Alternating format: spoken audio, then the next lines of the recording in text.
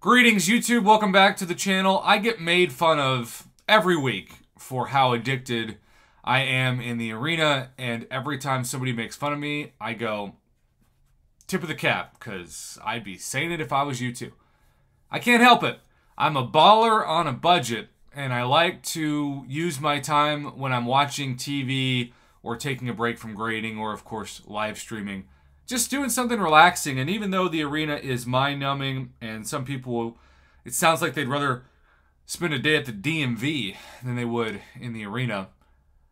You can see that I put up good scores, and I usually get the top 5 to 10% of cutoffs for the arena, and that's pretty cool. Now, I talk all the time about how people ask me, Prof, how is the PI of your champion so high? My Ascended Hercules is 10 away from 35,000. And you can notice I do not have any boosts active. So sometimes people will send me some gameplay and the PI will look crazy, and that's because it's fraudulent. There's rainbow boosts going on, sometimes maybe even a greater champion boost at 30%. And so that doesn't work well. But this is why, and I'm going to hide my webcam until the end of this video because I want to show the full layout. This is why I have such high PI of offensive champions. Now you'll notice that a lot of those are max sig too, because sometimes people will switch to my mastery setup and they go, Prof, mine still isn't. I'll say, what sig is your champions? Well, like 40. Well, there you go. That's the mystery has been solved.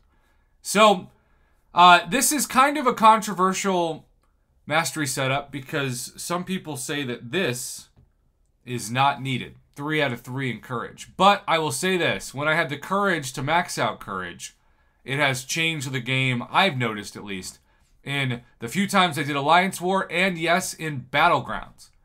But keep in mind that this is not my true Battlegrounds mastery setup. It's my second Battlegrounds mastery setup. There are certain metas where running these full recoil masteries are actually as good or better, but most of the time I think they hurt you more than they help you, especially on defense. So this is still generally my Alliance quest and questing team that really does save me a lot of units and time when it comes to not only clearing regular content, even stuff like Act 8, but also, needless to say, what you see in front of you. And this is just an amazing amount of research over the years trying to really whittle down what I value the most.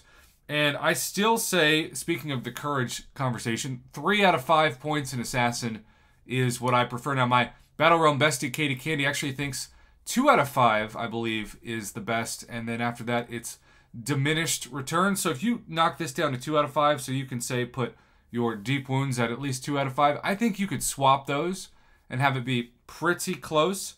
I will say I do not run Despair more than 1 out of 3.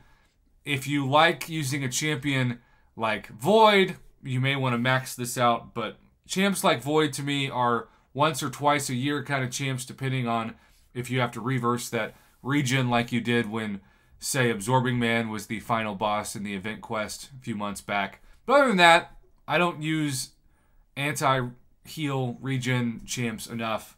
And yes, I've got 3 out of 3 in Double Edge and 3 out of 3 in Liquid Courage. Now, as far as my defense is concerned, it's pretty minimal. But you'll notice that I do just enough in this setup to be able to unlock and max out willpower. Now, I used to run champions like Blade, and when I would run Blade, I would actually max out Coagulate. But I moved those points to Courage, because it turns out that using champions like Omega Red and Corvus, you don't want them to lessen their bleed time because Corvus gets more regen with maxed out willpower that way. And Omega Red, every time he bleeds, becomes Omega Red 2.0. Proficiencies, or what used to be called utilities, because I'm old enough to remember that, proficiencies is also a bare bones structure, and this is another controversial part of my setup. Now, when I don't run those full recoil masteries, I do invest about 3 points in Mystic Dispersion, and yes, I have quite a few Mystic champs on offense and defense in my Battlegrounds deck, and that's why I do that. But the only one that's above 1 point is indeed Stupefy. And the stun debuffs last half a second longer. This is a must for rank 2 7-star Hulk, because I can spam special ones in so many fights and keep them stun locked, like, say, non-Hawkeye Ronin, and that is, of course, due to how long that stun duration is. So this is my favorite mastery setup. It has carried me and allowed rank 2 Red Hulk to be one of the fixtures of my attack between the stun duration and willpower and the high damage with recoil masteries. Hercules and Red Hulk are my squad.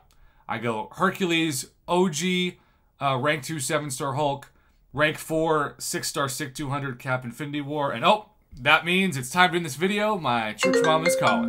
Thanks for watching.